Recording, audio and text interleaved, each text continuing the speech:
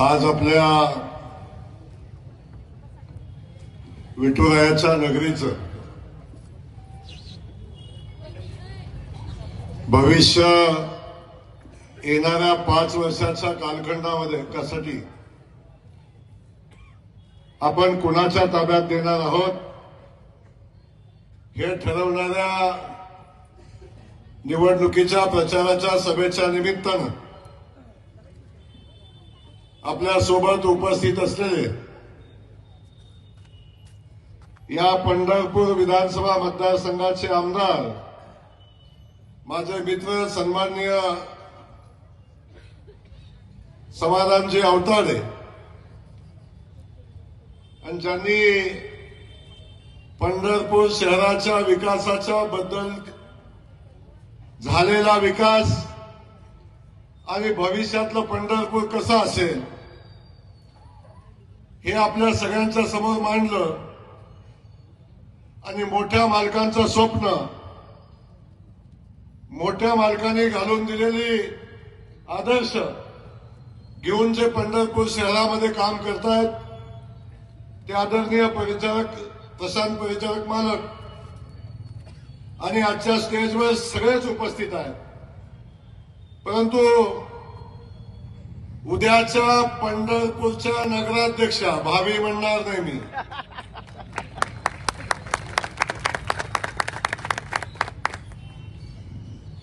भावी म्हणणार नाही. मतदान व्हायच्या अगोदरच नगराध्यक्ष झाल्यागत वाटतंय असे अनेक लोक इथं फिरतात. परंतु उद्याच्या पंढरीच्या नगरीच्या नगराध्यक्षा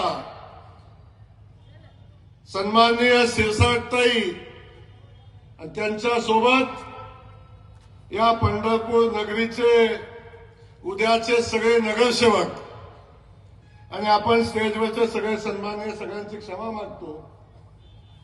आपण या ठिकाणी उपस्थित असलेल्या आमच्या सगळ्या लाडक्या बहिणी, आपण उपस्थित असलेले सगळे पंढरपूर शहरातले नागरिक सगळ्यांचं या ठिकाणी स्वागत करत असताना सगळे पत्रकार बंधू या ठिकाणी आहेत,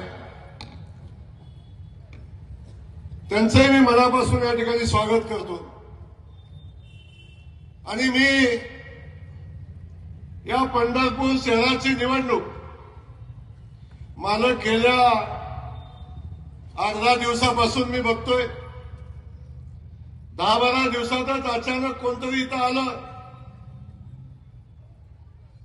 जे मागच्या वर्षी बघितलं होतं ते पुन्हा ह्या वर्षी आलं. जे मागच्या निवडणुकीला दिसलं ते पुन्हा ह्या निवडणुकीला दिसतंय. मध्ये आधी कधीही नाही, मध्ये आधी आमचा संबंध नाही. निवडणूक आली की आम्ही येणार आहे, निवडणूक आली की आम्ही येणार आहे आणि निवडणुकीत आमचा पराभव होणार आहे.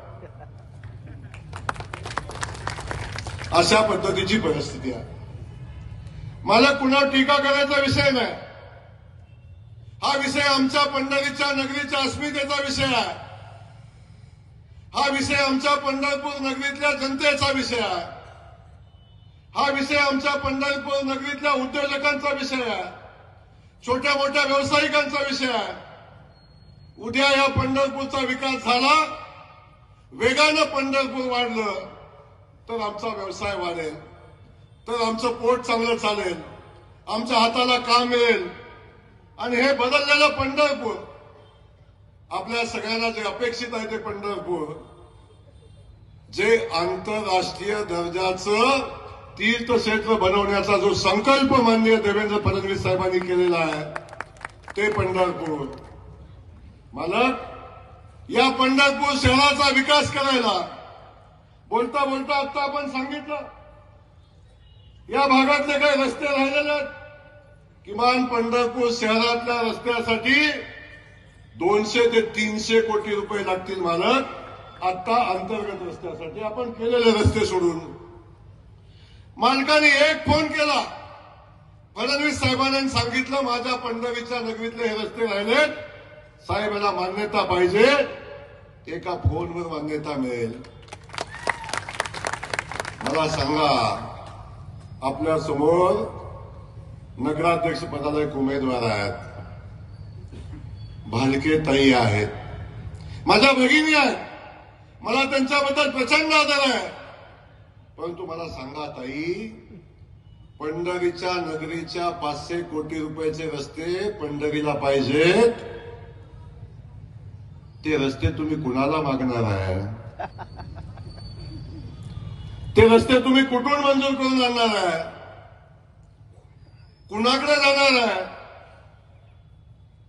आणि या शहरातल्या विकास कामासाठी जे हे शहर आंतरराष्ट्रीय दर्जाचं बनवायचा संकल्प माननीय देवेंद्र फडणवीस साहेबांनी केला आहे, त्या शहराच्या विकासासाठी किमान 3,500 कोटी रुपयाचा निधी लागणार आहे.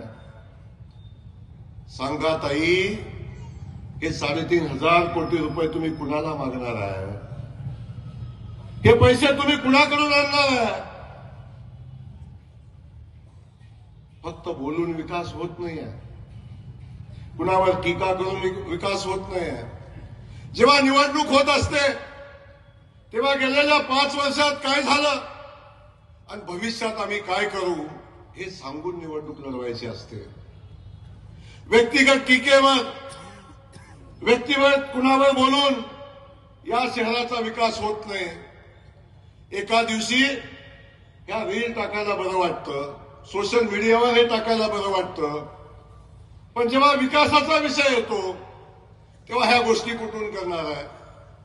या पंढरपूर शहराला MIDC करायचंय, या पंढरपूर शहरातल्या युवकांच्या हाताला काम द्यायचंय, या पंढरीच्या नगरीतल्या आमच्या या माता भगिनींना नव्यानं काम मिळालं पाहिजे ही भूमिका घ्यायची आहे. MIDC मंजूर झाले, या MIDC मध्ये मोठे उद्योग आणायचे. हे मोठे उद्योग आणण्याची क्षमता आदरणीय मोदीजींच्या मध्ये आहे, आदरणीय देवेंद्र फडणवीस साहेबांच्या मध्ये आहे. सांगा ताई, या MIDCत कारखाने आणायचे आहेत, ते कुठून आणणार आहे? ते कुणाला सांगणार आहे? कुणाला सांगणार? या भागामध्ये या पंढरीचा विकास होईल. आपण बघतो वाराणसीचा विकास झाला, आपण पाहतो अयोध्येचा विकास झाला. अयोध्येमध्ये 5-5, 10-10 5 स्टार हॉटेल उभी राहिली, वाराणसीमध्ये 5 स्टार हॉटेल उभी राहिली. उद्योग व्यवसाय वाढला, पर्यटकांची संख्या वाढली, दर्शनाला येणाऱ्या लोकांची संख्या वाढली.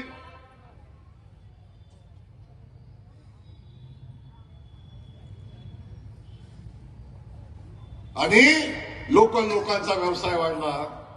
तिथं आंतरराष्ट्रीय दर्जाचं तीर्थक्षेत्र निर्माण झालं, म्हणून त्या ठिकाणी झालं. सांगा पंढरपूर आल्यानं मला जनतेला माझा सवाल आहे, या पंढरपूरचा विकास होत असताना या भागात विकास झाला पाहिजे. माझ्या पंढरीचा तीर्थक्षेत्र आंतरराष्ट्रीय तीर्थक्षेत्र झालं, इथं 5 स्टार हॉटेल येतील, इथं व्यवसाय येईल, इथं लोकांच्या हाताला काम येईल. हे कुठून आणणार आहे आपण? हे कुणाकडे मागणार आहे आपण?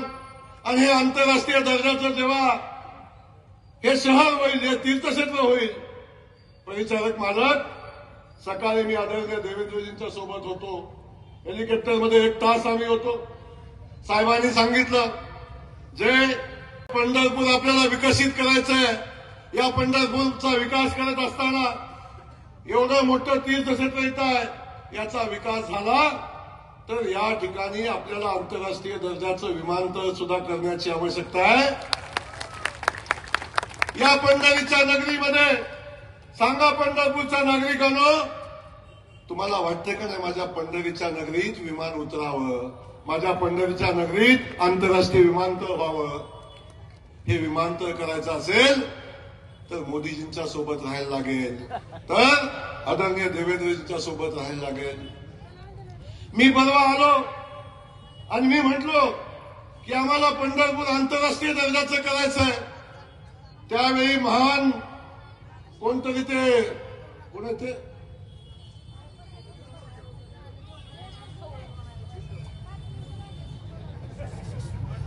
भगीरथ भालके,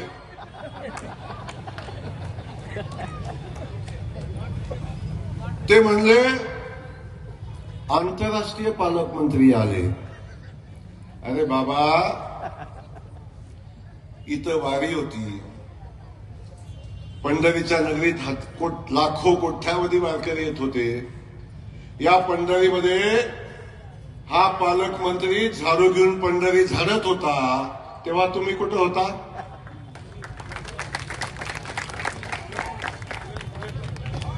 तेव्हा तुम्ही कुठं होता?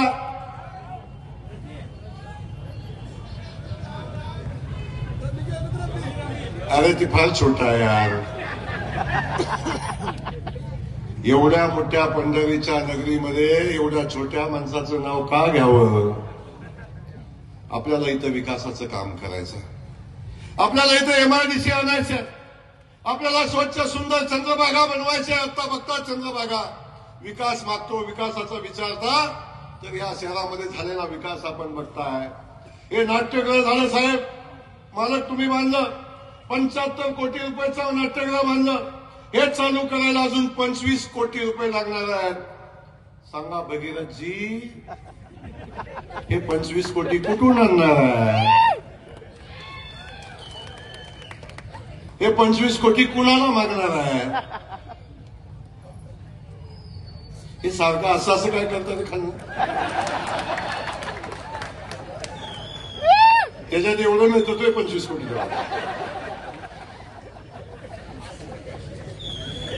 त्याच्यातच कंगाल झाले.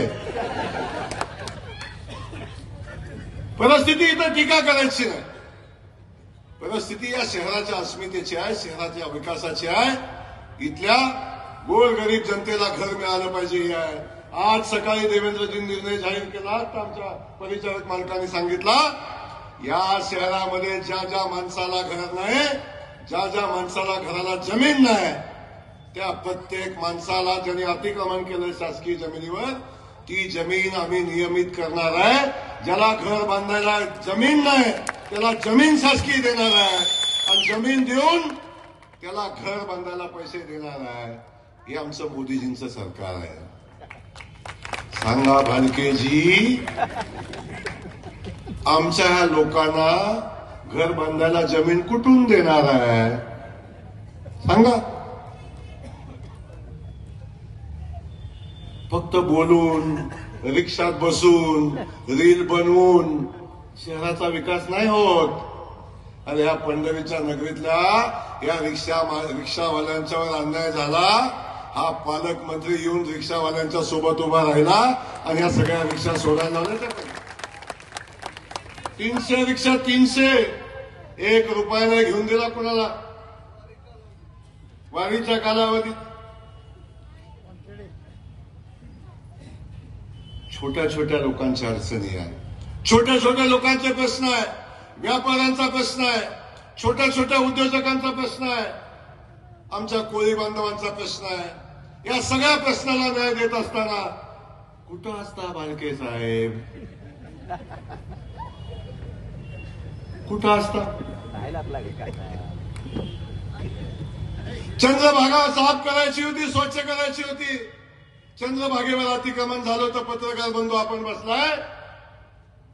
आणि हा पालकमंत्री आमचे प्रशांत मालक, आम्ही त्या नदी झाडत होतो, चंद्रभागा झाडत होतो, तिथलं अतिक्रमण उभं राहून काढलं. आता स्वच्छ चंद्रभागेचं वाळवंट बघताय, स्वच्छ चंद्रभागा बघताय.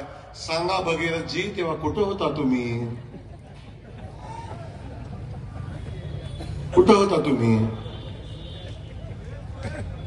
निवडणूक लागली ना उतरला तुम्ही. एखादा गुण तरी नानाचा असावा. मालक माझं नानाचं खूप जवळचे संबंध होते. आम्ही दोघं सोबतच होतो आमदार. कुठं नाना, कुठं रे? असं नव्हते नाना. नाना एवढं खोटं तर बोलतच नव्हते, अजिबात नव्हते बोलत. एवढं लबाड, एवढं खोटं बोलायचं कसं चालतं? माझी विनंती आहे आपल्या सगळ्या पंढरपूरवासियांना, बाबांनो, हे शहर एवढं सोपं नाही, सहज घेण्यासारखी निवडणूक नाही. कोणतं रडलं म्हणून मतं देणारी निवडणूक नाही ना बाबांनो. कोट्यावधी भाविक इथं येतात, कोट्यावधी वारकरी इथं येतात. आणि ह्या सगळ्या पायाभूत सुविधा, ही सगळी यंत्रणा चालवण्यासाठी मजबूत माणसाची आवश्यकता असते, मजबूत पक्षाची आवश्यकता असते. आणि मजबूत नगराध्यक्षाची आवश्यकता असते. नगराध्यक्ष मजबूत कधी होतो, कधी असतो, त्याच्या मागे मजबूत सरकार उभा असतं, त्याच्या मागे मजबूत मुख्यमंत्री उभा असतो, तेव्हा मजबूत नगराध्यक्ष असतं. आपण बघताय काय परिस्थिती आहे दादा. आजूबाजूच्या मतदारसंघाची अवस्था बघा. सरकार सोबत नाही. माळशिरसला 5 कोटी रुपये आमदार फंड आहे, त्याच्यावर नया दमडी आली नाही. नया दमडी आली नाही, नई दमडी. मला सांगा, या पंढरीच्या नगरपालिकेचं उत्पन्न आहे, त्याच्यावर एवढा ओझ सहन होईल का? त्याला सरकार पाठीशी पाहिजे, त्याला शासन पाठीशी पाहिजे. आज या शहरामध्ये जर काय पाहिजे असेल तर मोदीजी देतात. मोदीजी या पंढरीच्या नगरीवर विठुरायावर मनापासून प्रेम करतात. देवेंद्रजींचा तर हृदयात पंढरी आहे. आमचे प्रशांत मालक सातत्याने या शहरासाठी काम करत असतात. काहीतरी उगाच टीका करायची म्हणजे सोन्याचा चमचा. ठीक आहे, त्यांच्या नशिबात होता सोन्याचा चमचा. तुमच्याकडे बी सोन्याचा चमचा होता, सारखा खळून खळून घालवला. काय कमी होतं? काय कमी होतं? या बाबाचा सोन्याचा चमचा सांभाळला, 2चं 3 केलं. तुम्ही सोन्याचा बी टाकला, पितळाचा बी टाकला, स्टीलचा बी गेला, आता मोकळच राहिले हात. या सगळ्या गोष्टी आपण तपासल्या पाहिजे. हे उद्याचं पंढरपूर आपण कुणाच्या ताब्यात देतोय याची जाणीव पंढरपूरकरांना असली पाहिजे. माझी विनंती आपल्या सगळ्यांना आहे, बाबांनो, एक भूमिका घ्या. आदरणीय देवेंद्रजींचा निरोप आहे आणि माझी आपल्याला मनापासूनची विनंती आहे, आपण सगळ्यांनी ठाम भूमिका घ्या आणि या शहराचा नगराध्यक्ष एका सामान्य कुटुंबातल्या का कोळ्याच्या आमच्या बहिणीनं नगराध्यक्ष व्हायचं का? ती कोळ्याची आहे म्हणून, गरीबाची आहे म्हणून, तिला वारसा नाही म्हणून नाही व्हायचं. किती थट्टा करताय, किती मस्करी करताय गोरगरिबांची. तर माझं सांगणं एवढंच आहे की ताई आणि या कुटुंबाला पंढरपूर माहिती आहे, नगरपालिका माहिती आहे. इथं काम करायचं असतं तेही माहिती आहे, पंढरी कसं तेही माहिती आहे, पंढरी कशी धारायची असती हेही माहिती आहे. कसं करणार पंढरी कशी धारायची असते याला? त्यामुळं माझी विनंती आपल्याला आहे, या भगिनीच्या पाठीशी ताकदीनं आपल्याला उभं राहायला लागेल आणि ताईला नगराध्यक्ष करायला लागेल. प्रशांत मालक सातत्याने या शहराची सेवा केली. मोठ्या मालकाचे आशीर्वाद आहेत, ते आहेतच, पण विठुरायाचा आशीर्वाद आपल्या पॅनलला आहे, मालक आपल्याला आहे आणि खास करून माझ्या या बहिणीला आहे. आणि ज्या बहिणीच्या पाठीशी विठुरायाचा आशीर्वाद आहे,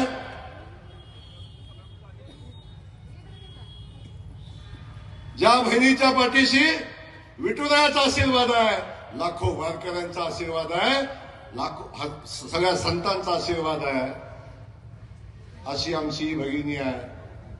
सातत्याने या पंढरीच्या सेवेमध्ये राहिलेली आहे. त्यांचं कुटुंब, त्यांचे पती कायम या नगरपालिकेच्या माध्यमातून या लोकांची सेवा केलेली आहे. अख्खी नगरपालिका माहिती आहे. अशी लोकही पंढरी चालवू शकतात आणि त्यांच्या पाठीशी प्रशांत मालक असतील, आमचे समाधान दादा आहेत. या जातीपातीच्या सगळी जोपडं तोडून टाका आणि या पंढरीचं हित महत्वाचं आहे. या पंढरीत येणारा वारकरी कुठल्या जातीचा, कुठल्या पातीचा, कुठल्या धर्माचा कधी या पंढरीनं बघितलं नाही. या निवडणुकीत कुठं जातीपाती आणताय? या पंढरीच्या नगरीला जातीपातीचा कलंक लावू नका. हजारो जातीची लोक या पंढरीत राहतात आणि ते गुन्ह्या गोविंदाने राहतात. कुठं घेऊन चाललाय पंढरपूर आमचं? माझी विनंती आहे, या सगळ्या जातीपातीच्या जोखडाला तोडून टाका आणि का सामान्य घरातली, सामान्य कोळ्याच्या घरातली ही आमची भगिनी आहे. तिच्या पाठीशी या पंढरपूर शहरानं उभं राहा. तिच्या पाठीशी देवेंद्र फडणवीस आहेत, अख्खा महाराष्ट्र सरकार तिच्या पाठीशी उभा आहे. आम्ही सगळे त्यांच्या पाठीशी उभा आहोत. मी पालकमंत्री म्हणून सांगतो, या नगरपालिकेसाठी जे लागेल मालक, जे लागेल ते सगळं जिल्हा नियोजन मधनं मिळेलच, काळजी करू नका.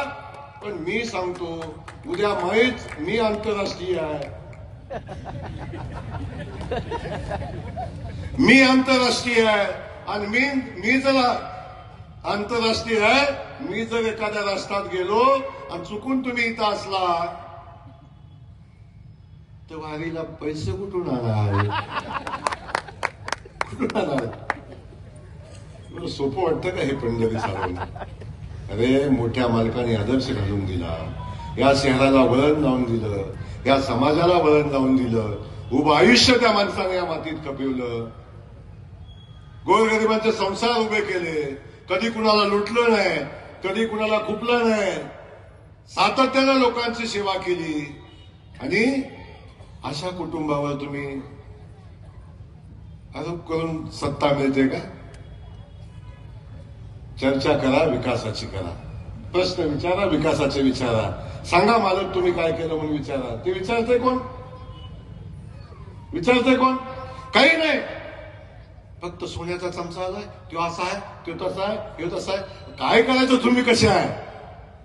रडून खडून भावनेवर एक दिवस चालतं, भावनेवर वर्षानुवर्ष चालत नाही.